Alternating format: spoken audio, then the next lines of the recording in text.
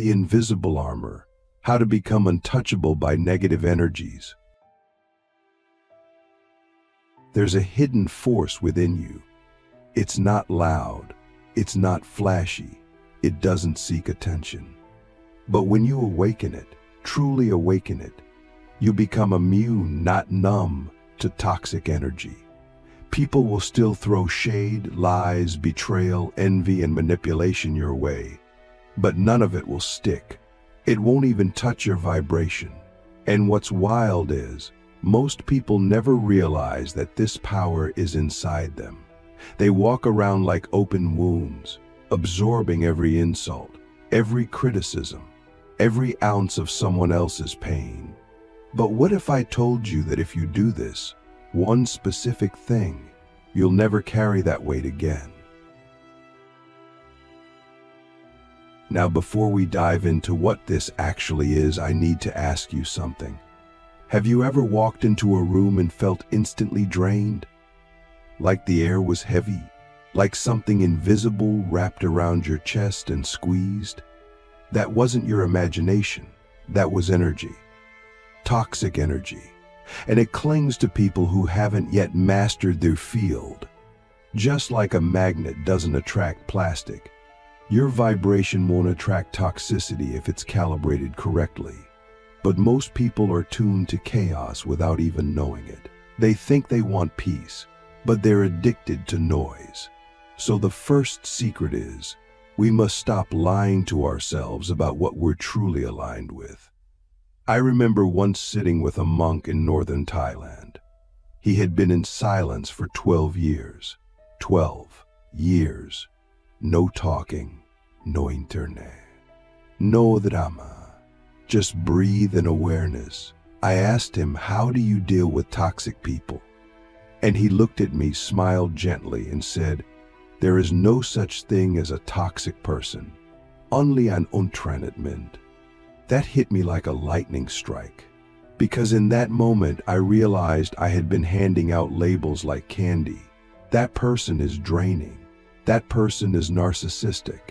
That person is evil. But who was really carrying the poison, me or them? This is the first major shift. You stop looking at others as the problem. You start looking at where within you the poison finds a home. Toxic energy doesn't stick to us unless we have something sticky inside. Insecurity, resentment, fear, ego. You see, energy is like water. It finds the cracks. And when you seal those cracks with awareness, presence, and deep self-honesty, the water flows around you, not into you. So ask yourself right now, what inside me is still inviting poison in disguise? Let's get practical. Every morning before you scroll your phone, before you talk to anyone, sit still for 5 minutes. Just breathe, not to control your breath, but to observe it. This is not meditation in the trendy app-subscribed way. This is communion with your own frequency. Sit, breathe, and watch. You're not trying to feel better. You're not trying to become spiritual. You're simply noticing what is real. And in that stillness, you begin to recognize the noise of the world versus the truth of your soul. That's the beginning of immunity. Now here's the next layer. After you've built that foundation of presence, you must guard your attention like it's sacred. Because it is. Every time you give attention to drama, gossip, fear-based content, or even your own self-doubt, you're feeding the very frequency you claim to hate. And the universe doesn't speak English or Vietnamese. It speaks vibration. It doesn't care what you say you want. It responds to what you focus on. So if your attention is constantly orbiting chaos, don't be surprised when chaos enters your life. Where your attention goes, your vibration flows. So here's the question. What are you feeding with your attention right now? This leads us to the core of this part. The one thing, the this, that makes you untouchable by toxic energy is radical energetic responsibility. That means no more blaming, no more waiting for others to change, no more wishing the world was kinder. You become the vibration you seek. You become the peace you crave. And when you do that, your frequency becomes so high, so stable, so sovereign that toxic energy literally cannot find a way in. It's like trying to throw mud at the sky. It just falls back to the earth. What would your life look like if no one's opinion could disturb your peace? What would your day feel like if no situation, no person, no energy could alter your vibration unless you consciously allowed it? Most people are spiritual vending machines. Press the right button and they react. But you, if you commit to this path, become a spiritual mountain. Still, unshakable. That's the power of doing this. And when the world throws its pain at you, it dissolves before it even touches your aura. How to use inner silence to destroy toxic frequencies. Stillness is not the absence of movement, it's the absence of resistance. Most people confuse being still with being passive, but in spiritual reality, stillness is the most active force in the universe. It's the gateway through which the divine intelligence of life flows. You see, when you're still inside, you're no longer reacting to the surface-level chaos. You're rooted in the depth beneath it. And from that depth, you gain access to something extraordinary: clarity. In stillness, you don't just survive toxic energy, you transmute it. You don't just avoid conflict, you dissolve it without saying a word. That's the power of this weapon. But to wield it, we must first unlearn everything we've been taught about reacting. Let me ask you something, and I want you to pause before answering. When someone disrespects you, why do you feel the need to respond?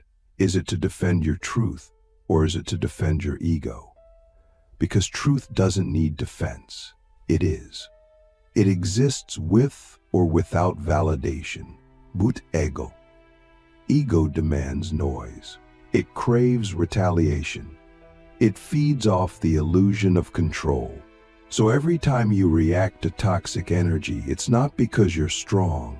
It's because you're still enslaved. True strength is when you can feel the fire of someone else's chaos and choose not to burn. That's stillness. That's power. When you cultivate stillness, something beautiful begins to happen. You stop absorbing the emotions of others. Their anger no longer becomes your stress. Their wounds no longer become your identity. Their projections no longer become your narrative. You start seeing clearly. This is theirs, not mine. That one realization changes your entire energetic blueprint. You no longer walk into rooms trying to protect yourself from energy. You walk in radiating so much peace that the energy of the room shifts around you. That's not magic, that's physics. Vibration is contagious. And the higher yours is, the more it overrides the low frequencies around you. But let's get even more practical. How do you build this stillness in a noisy, chaotic world? You train your nervous system to stop flinching. Most of us have been conditioned to overreact to everything: a message left unread, a comment on social media, a coworker's tone, a family member's judgment. But every time you flinch, you send a signal to your subconscious: I am not safe. And what happens next? Your body floods with cortisol. Your breath shortens. Your mind races. You lose access to your higher wisdom. So here's the practice. When something triggers you, take one breath. Just one. And during that breath, watch. Don't speak. Don't type. Don't react. Just watch what your body wants to do. That moment of observation is where stillness is born. It's not about being emotionless. It's about being emotionally sovereign. You can feel everything and still not become it. You can witness someone's rage and still choose peace. You can walk through chaos and not carry it home. That's the warrior spirit of stillness. And over time, you realize something shocking. The more still you become, the louder the world tries to provoke you. That's because your stillness threatens the systems built on noise. Toxic energy will test you. It will poke, prod, and try to drag you back into the storm. But if you're truly grounded, you'll smile, not because you're better, but because you understand now. Storms don't destroy mountains, they pass by.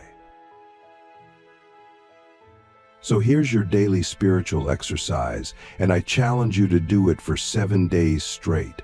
Speak 20% less than you normally do. Not to be mysterious, but to listen more deeply. When you speak less, you hear more.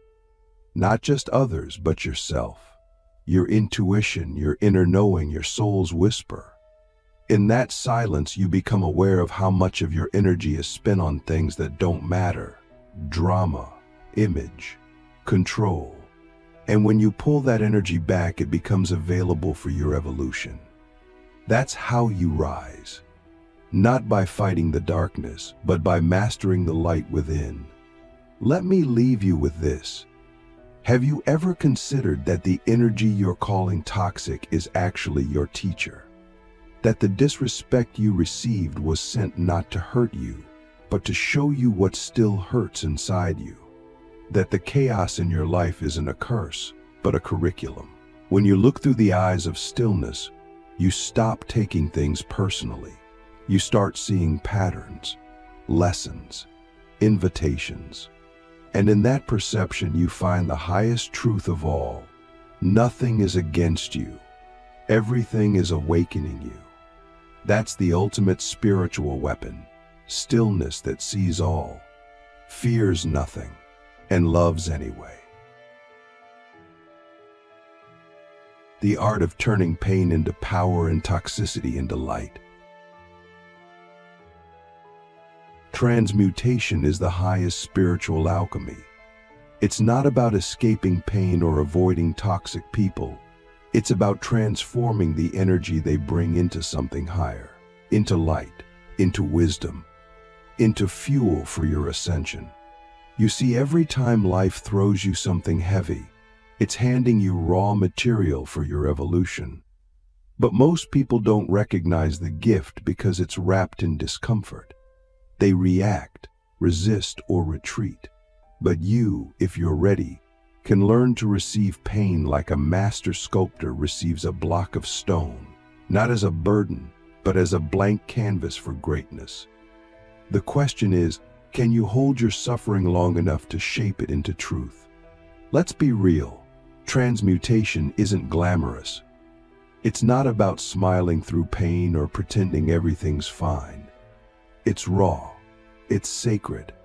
It's the moment when your heart breaks open and instead of closing, you dive deeper. You feel it all, the betrayal, the shame, the grief, and instead of running, you breathe into it. You let it burn. You let it teach. You let it show you where your soul was still hiding.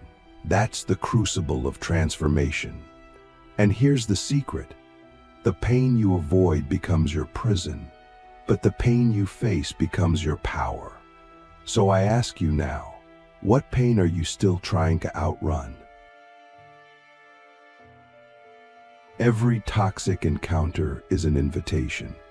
Not to fight, not to fix, but to feel. When someone betrays you, you're not just dealing with their action, you're confronting every wound inside you that felt abandoned. When someone disrespects you, it triggers your unhealed need to feel worthy.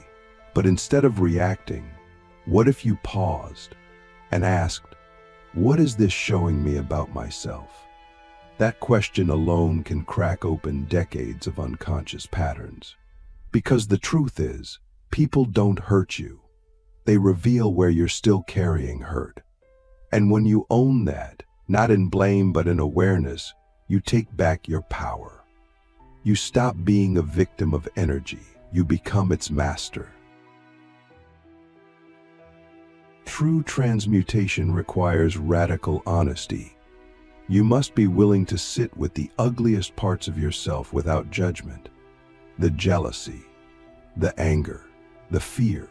These are not flaws. They're frequencies waiting to be purified. And purification doesn't mean suppression. It means bringing light to the places you've been afraid to look. So next time you feel a spike of emotion, don't run, don't scroll, don't numb. Sit, breathe, listen, ask, what is this pain trying to protect? You'll be amazed at what answers arise when you stop trying to fix and start trying to understand. Now, watch what happens when you do this consistently. You become emotionally bulletproof, not because you're hardened, but because you're hollowed out of illusion. You've emptied yourself of the false identities that once reacted to every insult or rejection.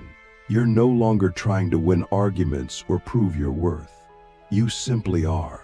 And from that place, you're able to meet toxic energy with such deep presence that it dissolves on contact.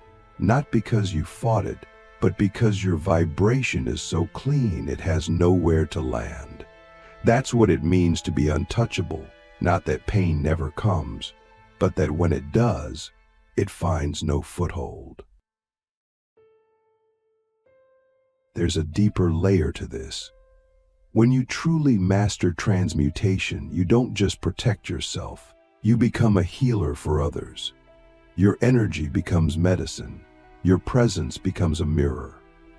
Toxic people will come to you with their chaos, but instead of reacting, you reflect, you hold space. And sometimes, in your stillness, they see themselves clearly for the first time. That's how light works. It doesn't argue with the dark, it just shines. And that shine wakes people up. So if someone throws their poison at you, bless them silently. Not because you're better, but because you remember how it felt to be them. That's the compassion only the initiated carry. So here's the ultimate practice. Don't chase the light. Become the fire. The kind of fire that doesn't burn others, but illuminates everything it touches. The kind of fire that turns wounds into wisdom and shadows into sovereignty. You don't need to wait for life to be perfect. You don't need to change your job, your partner, or your past. All you need is to commit fully, fiercely to your inner work. Every day, every breath. Because when you do this, truly do it, not just once, but as a way of being, you rise beyond the reach of toxic energy. You don't avoid storms. You become the sky.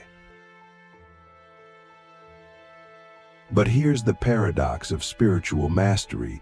Once you reach the point where no toxic energy can touch you, you no longer see anything as toxic. You realize everything is energy in motion, and energy is always either being expressed, transformed, or asking to be healed. What you used to call toxic people now appear to you as unawakened souls, still caught in their loops, still projecting their pain because they don't know how to hold it. And instead of reacting, you feel a deep compassion, not a condescending pity, but a fierce, unconditional compassion that rises from the understanding that you were once there too. The difference now is that you've learned the sacred art of not taking things personally. You've learned to sit in the fire without burning. You've learned that your peace is not something the world gives you, it's something you become. When you hold that level of awareness, you begin to embody a frequency that changes reality, not just your reality, but the collective field around you. Your presence becomes a silent revolution. People notice it. They may not know why, but they feel calmer around you, more honest, more awake. You walk into rooms and the energy subtly shifts. Not because you're doing anything, but because you've become someone. You've done the work. You've alchemized your pain into presence. You've turned your reactions into revelations. You've stopped looking for protection because you realized you are the protection.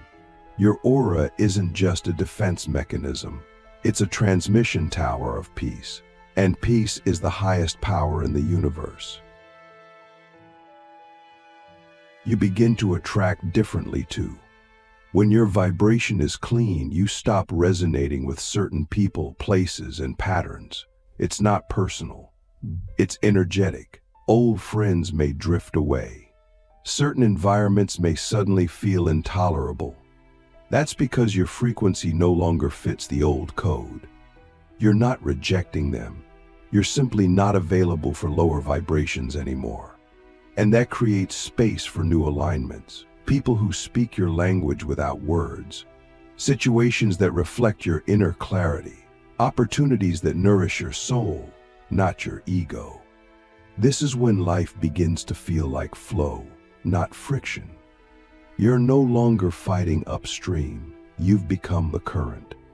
And perhaps the most beautiful part of all is that you don't need to convince anyone. You don't need to preach, to prove, or to push. You just live it. Quietly, authentically, fully. You become a walking permission slip for others to do the same. People sense your alignment and start to question their own chaos. Not because you told them to, but because truth is contagious. And in this way, your healing becomes a gift to the world. Not through force, but through resonance. Not by fixing others, but by becoming so whole that others remember they can be whole too. So if you do this, if you choose presence over reaction, stillness over noise, truth over ego, and transmutation over blame, you become untouchable. Not because you built a wall, but because you became light. And light, my friend, cannot be poisoned. It cannot be stained. It cannot be dimmed by anything outside of itself. You don't need to escape the world. You were born to awaken in it. And once you do, you realize no toxic energy can touch your vibration, because your vibration is no longer something you protect. It's something you are. Let's dive even deeper, because the truth of spiritual immunity isn't just emotional or energetic, it's multidimensional. When we talk about being untouchable by toxic energy, we're not only referring to interpersonal drama or emotional attacks. We're speaking about a complete reconfiguration of how you operate on a soul level. Toxic energy, in its essence, is simply dissonance, energy that is out of harmony with truth. When you carry unresolved trauma, shame, guilt, or fear, you unknowingly become a match for dissonant frequencies. They don't come to you by accident. They come to activate what is still unconscious within you. So when you become aware of every subtle frequency you carry, every hidden belief, every unhealed emotion, you begin to cleanse your internal field. And when there is nothing left inside you for dissonance to hook into, the external toxicity loses all power. It's not that the world changes, it's that you've changed your resonance so completely, the old world can no longer touch you. This is why awareness is everything. Most people think they're awake because they read spiritual books or meditate occasionally. But deep awareness is ruthless. It shows you where your spiritual language is just a mask. It reveals where you're still playing the victim, where your forgiveness is conditional, where your peace is performative. It asks you to sit with shadows that aren't even yours, ancestral wounds, collective pain, karmic imprints. And yet, this is the sacred work, because when you illuminate those layers, when you stop avoiding discomfort and start transmuting it through presence, you become a clear vessel. The clearer the vessel, the higher the frequency. And the higher the frequency, the less anything in the realm of fear, judgment, or toxicity can even perceive you, let alone touch you. At this level, even your concepts of protection evolve. You no longer seek spiritual tools out of fear. You use them as expressions of reverence, not as shields. You don't sage your room because you feel under attack. You do it to honor the sacredness of your space. You don't wear crystals to block energy. You wear them to amplify your gratitude, your focus, your remembrance. True spiritual immunity isn't paranoid, it's peaceful. It doesn't need constant defense because it doesn't live in defense. It lives in truth. And truth is the ultimate purifier. When you walk in truth, with yourself, with others, with the universe, you become a beacon. And a beacon doesn't fight the dark. It simply shines until the dark either transforms or disappears. So I leave you with one final realization. The path to becoming untouchable is not about becoming invincible. It's about becoming invulnerable to illusion. Pain may still visit, challenges will still arise, but your center, your core frequency, will remain unmoved. You'll cry, but not collapse. You'll feel, but not fall. You'll witness the chaos of the world, and from the stillness of your being, alchemize it into compassion. That's the power of this path. That's what happens if you do this. No toxic energy can touch your vibration.